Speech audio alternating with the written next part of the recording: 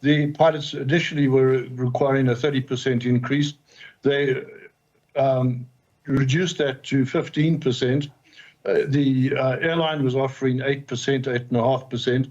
The airlines bumped up their offer by 1% to 9.47%.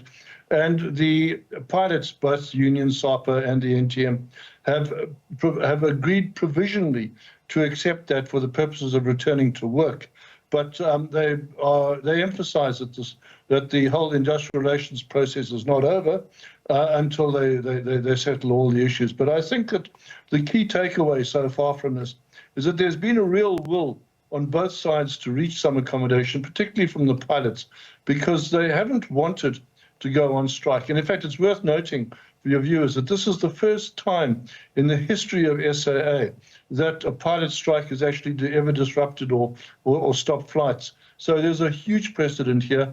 And I think the pilots were very conscious of the fact that they couldn't disrupt the airline for a long period of time, because then it would have probably just collapsed and folded. It's still in a fairly precarious financial position. Well, yeah, slightly tricky question, because we've got to look at subjective issues here as well. Obviously, if you look at it in pure financial terms, well, then SAA is still far ahead of the game in terms of pure bottom line. As you mentioned, they cut the pilot salaries by 50% in the business rescue process, whereas they only cut the rest of the employees by 10%. So the pilots feel rightly aggrieved. And let me point out that cutting it by 50% down from, let's say, 100 Rand to 50 Rand means that they've got to go up 100% just to get back to where they were 4 years ago. So less than a 10% increase is almost nothing in terms of where they were. And what is also, and I think the main driver, being the main driver for this current strike, is it's not just about the money, as the pilots say, it's also about living conditions or working conditions, that the pilots have been worked to absolute death. Many of them have already hit the civil aviation mandated flight and duty limits of 1,000 hours a year, which is very high by world standards.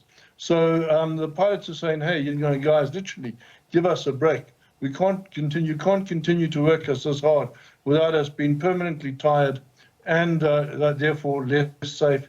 And of course, having domestic problems at home because we're never at home with our families. Those were absolutely part of the key issues. And to just take your argument a little bit further, who's won?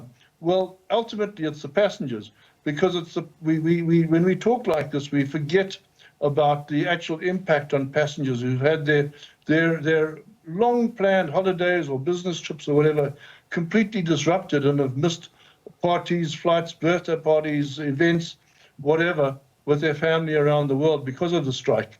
So it's the human element that I think we need to bear in mind. And therefore, I think it's absolutely great news that the pilots will essentially be resuming full functions from 12 o'clock today.